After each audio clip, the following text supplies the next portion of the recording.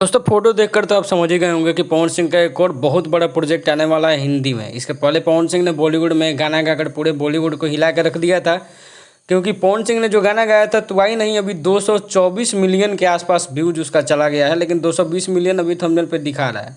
वहीं अगर अगली प्रोजेक्ट की बात करें जो आने वाली है, काफ़ी ज़्यादा बवाल मचा चुकी है आने के पहले ही, ये विक्की विदिया का वो वाला वीडियो, एक फिल्म है जिसमें राजकुमार राव हीरो हैं और तृप्ति डिमरी इसमें मेन लीड में हीरोइन है।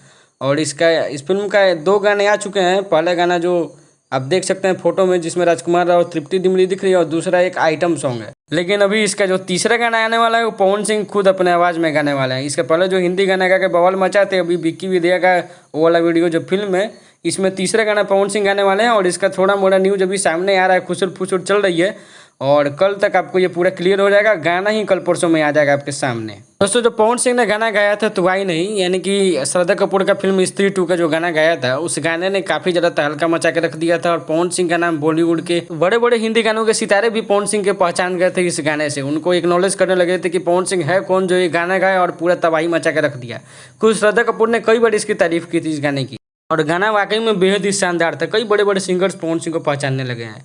और बात करें पवन सिंह के अगले प्रोजेक्ट्स की, तो उन्होंने खुद पॉडकास्ट में ही बोल दिया था कि इनके कई बड़ी बड़ी हिंदी फिल्म और हिंदी गानों के प्रोजेक्ट्स आने वाले हैं, लाइन दर लाइन आने वाले हैं।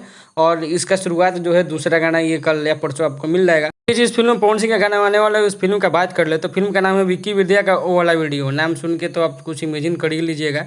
बाकी बात करते हैं इसके कास्ट की, तो राजकुमार राव है जिसको सब कोई पहचान रहा है। उसके अलावा तृप्ति डिमरी है जिन्होंने एनिमल फिल्म जो इनका आया था उसमें बहुत ही अच्छा धार्मिक रोल था इनका, जो सभी लोगों ने देखा और बेहद ही पसंद किया था इनको।